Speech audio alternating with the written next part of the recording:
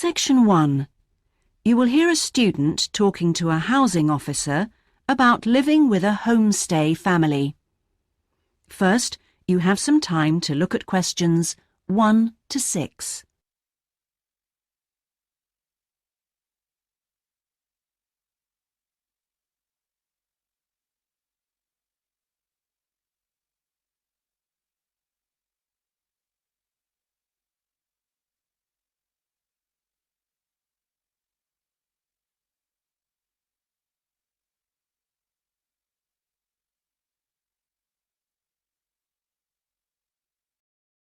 Now we shall begin.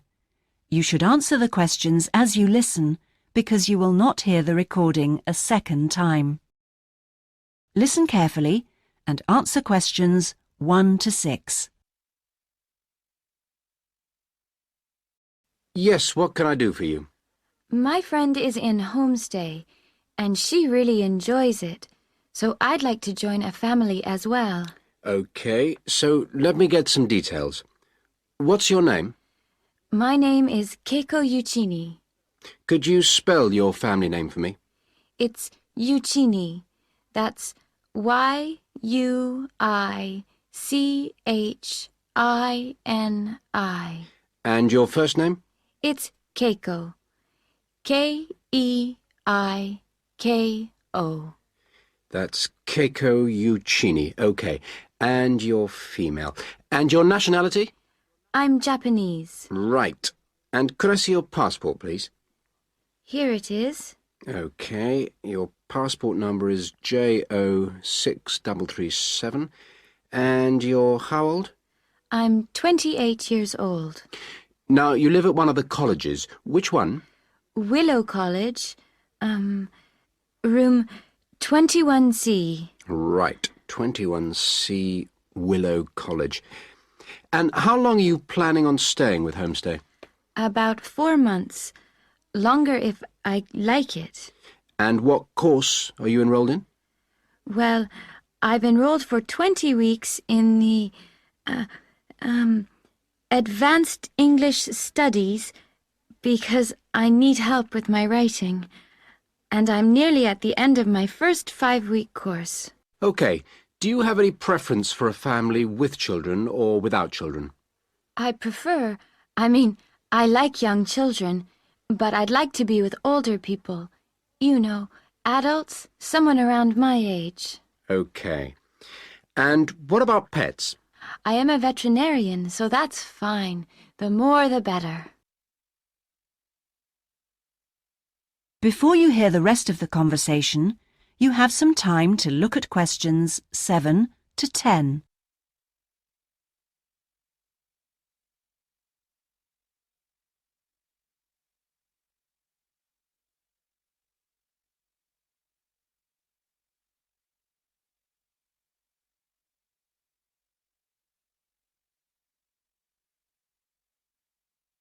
Now listen and answer questions 7 to 10. All right. Now, what about you? Are you a vegetarian or do you have any special food requirements? No, I am not a vegetarian, but I don't eat a lot of meat. I really like seafood. And what are your hobbies? I like reading and going to the movies. Do you play any sports? Yes, I joined the handball team, but I didn't like that, so I stopped playing. Now I play tennis on the weekend with my friends. All right. Let's see. Name, age, now the location. Are you familiar with the public transport system? No, I'm not really because I have been living on campus. I've been to the city a few times on the bus, but they are always late. What about the trains? I like catching the train. They are much faster. Now, let me go check on the computer and see who I've got. Listen, leave it with me. I'll check my records and I'll give you details this afternoon. Thank you for helping me. It's a pleasure. Bye. Bye. That is the end of section 1. You now have half a minute to check your answers.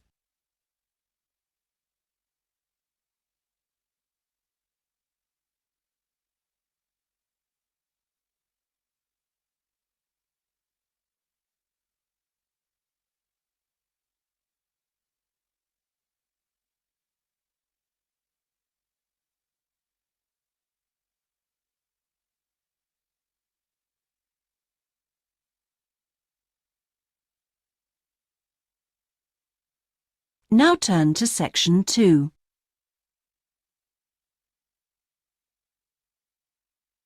Section 2. You will hear a guide giving a tour of a park. First, you have some time to look at questions 11 to 14.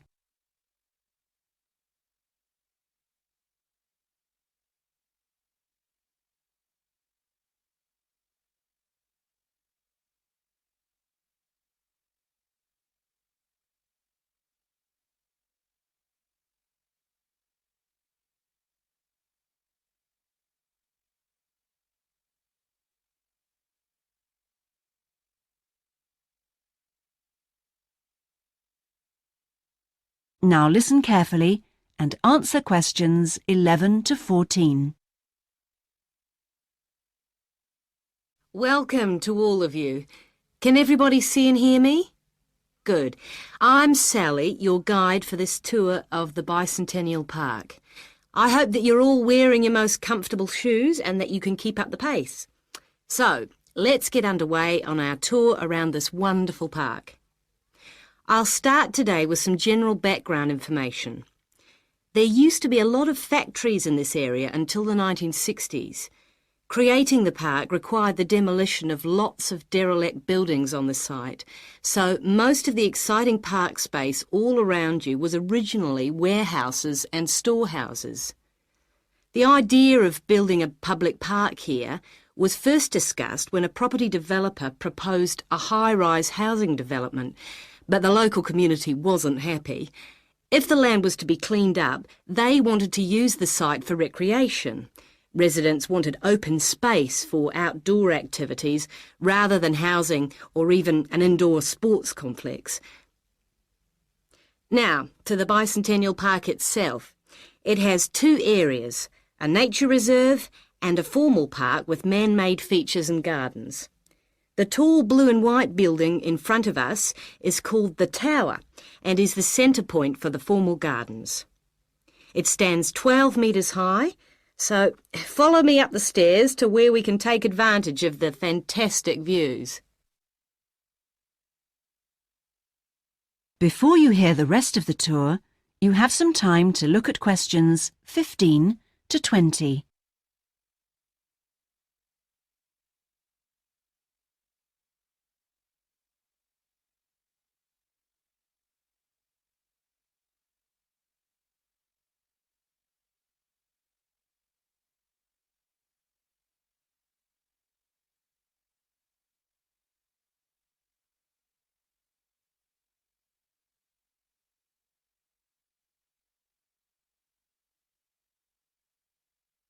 Now listen and answer questions 15 to 20.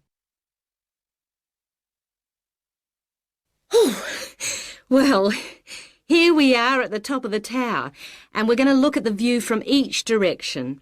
Out to the east, the large buildings about 1 kilometre away are on the Olympic site. There's an indoor arena for gymnastics, a stadium for track and field, and a swimming pool for races and synchronised swimming, and also diving.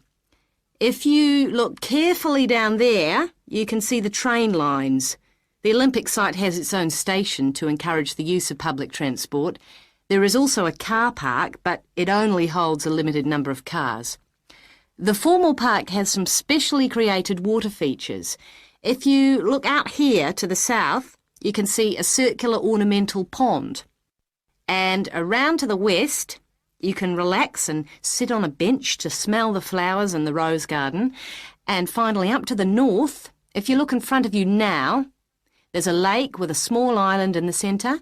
You can hire rowing boats at the boat shed, which you can't see from here. But if you look through the trees, you can see the cafe, which has lovely views across the water. OK, let's climb down now. We will go now and have a look at the nature reserve section of the park, which has opened up natural wetland to the public. The mangroves have been made more accessible to visitors by the boardwalk built during the park's upgrade. You'd think that people would come here to look at the unusual plant life of the area, but in fact it's more often used for cycling and is very popular with the local clubs. This is the far end of the park, And over there you can see the frog pond, a natural feature here long before the park was designed. Just next to it we have our outdoor classroom, a favourite spot for school parties. The area is now most often used by primary schools for biology lessons. And finally, let's pass by the waterbird refuge. This area is in a sheltered part of the estuary.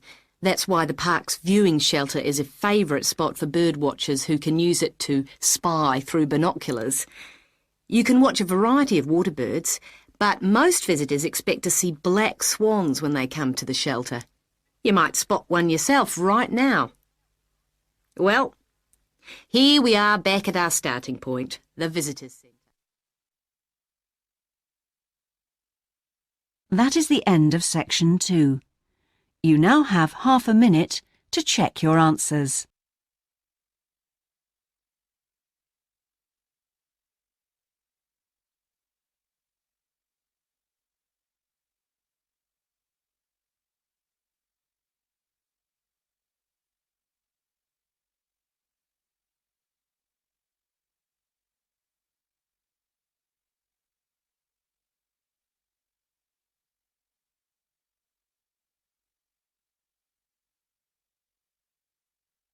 Now turn to section 3.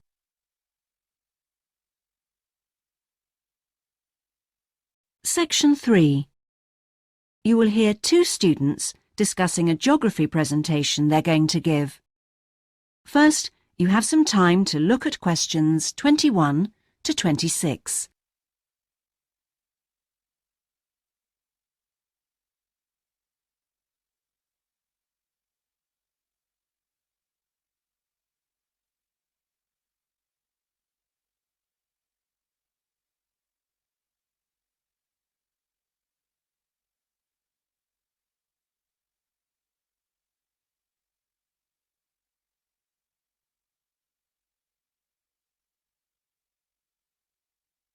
Now listen carefully and answer questions 21 to 26.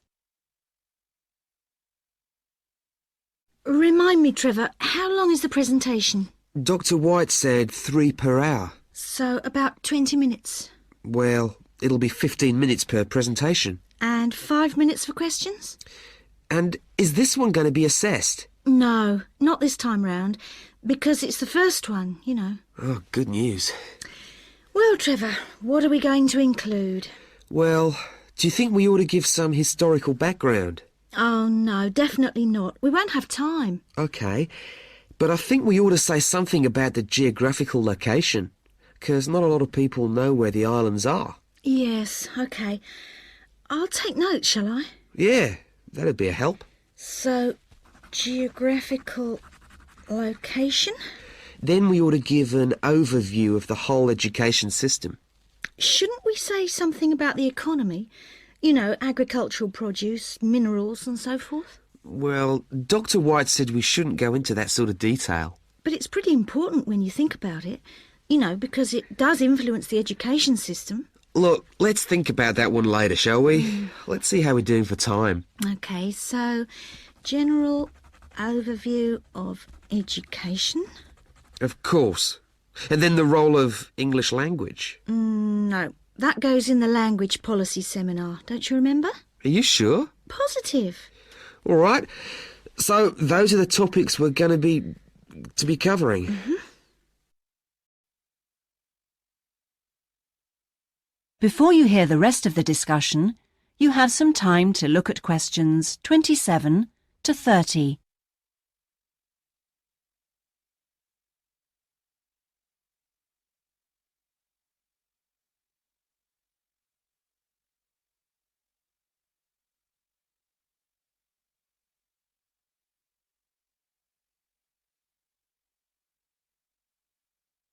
Now listen and answer questions 27 to 30. We need to think about what to prepare. Dr. White said he wanted us to use plenty of visuals and things, and we might as well try them out when we're not being assessed. Well, the most important thing is the overhead projector. No problem. We'll get that from the media room. Must remember to book it. Well, we'll need a map, of course. Probably 2. One of the islands, large scale. And one of West Africa. Well, the West African one is no problem. There's one in the resources room. Oh, yeah, of course, the resources room. The islands are going to be more of a problem. Tell you what, there's a very clear map of Santiago in that tourist brochure I showed you last week. Don't you remember it? Oh, yeah, that's right. We can just use the tourist brochure. We also need statistics on several different things. Literacy rates. Yes, and school places. How about the encyclopedia? Nah, not up to date enough. Why don't we call the embassy? Oh, someone's enthusiastic. Well, if something's worth doing, I know, it's worth doing well. OK. we can find out statistics on school places from them as well. Might as well. Look, Julie, it's almost time for our tutorials. We can meet again on Monday, but we need to prepare some stuff before then. That is the end of section 3. You now have half a minute to check your answers.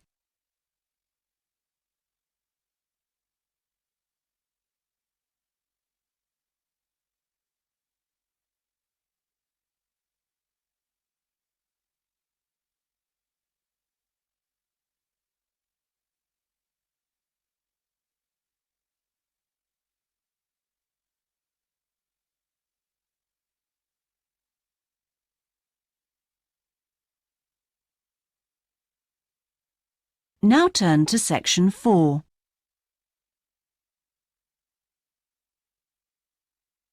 Section 4. You will hear part of a lecture about a chemical substance called monosodium glutamate. First, you have some time to look at questions 31 to 40.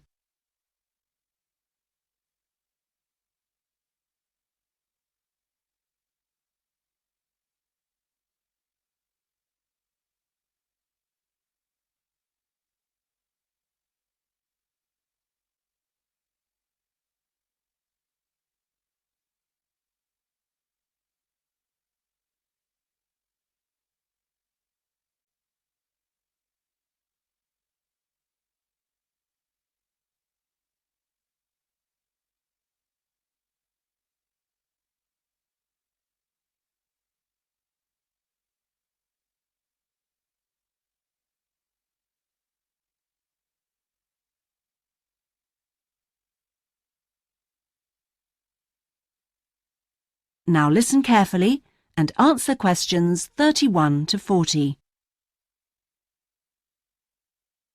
In today's lecture, I'm going to talk about monosodium glutamate, or MSG as it's more commonly known. Now, MSG, as you probably know, is a flavor enhancer which is used particularly in Chinese and Japanese cooking. Today, I am going to explore why it is so popular in these cuisines, and more importantly, how does it enhance the flavor of food? The main reason why MSG is more commonly used in Japanese meals is tradition. For many thousands of years, the Japanese have incorporated a type of seaweed known as kombu in their cooking, as they discovered it had the ability to make food taste better. But it wasn't until 1908 that the ingredient in kombu, which was responsible for the improvement in flavor, was actually discovered to be glutamate by scientists working there. From 1908 until 1956, glutamate was produced commercially in Japan by a very slow and expensive means of extraction. It was in 1956 that the speed of the process was improved and industrial production increased dramatically and still continues to increase to this day.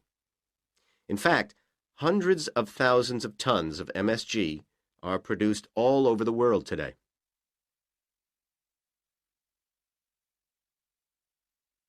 So what exactly is MSG? Well, monosodium glutamate contains 78.2% glutamate, 12.2% sodium, and 9.6% water.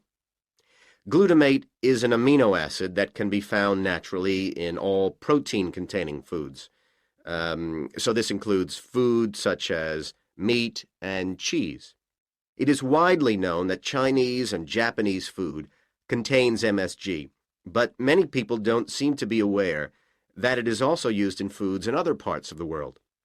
For example, it is found in commercially made Italian pizzas, in American fast food, and in Britain, MSG is used in things like potato crisps. So, how exactly does MSG work? Well, in the Western world, we commonly talk of 4 tastes, and I'm sure you're all familiar with the concepts of sweet, sour, bitter, and salt. Well, in 1908, Kikunae Ikeda identified a 5th taste, and it is thought that MSG intensifies this naturally occurring taste in some food. It does make perfect evolutionary sense that we should have the ability to detect or taste glutamate because it is the amino acid which is most common in natural foods. John Prescott, an associate professor at the University of Chicago, suggests that this 5th taste serves a purpose just as the other tastes do. He suggests that it signals to us the presence of protein in food, in the same way that sweetness indicates that a food contains energy-giving carbohydrates. Bitterness, he says, alerts us to toxins in the food, while sourness warns us of spoilage, and saltiness signals the presence of minerals. So, what else do we know about this 5th taste? That is the end of section 4. You now have half a minute to check your answers.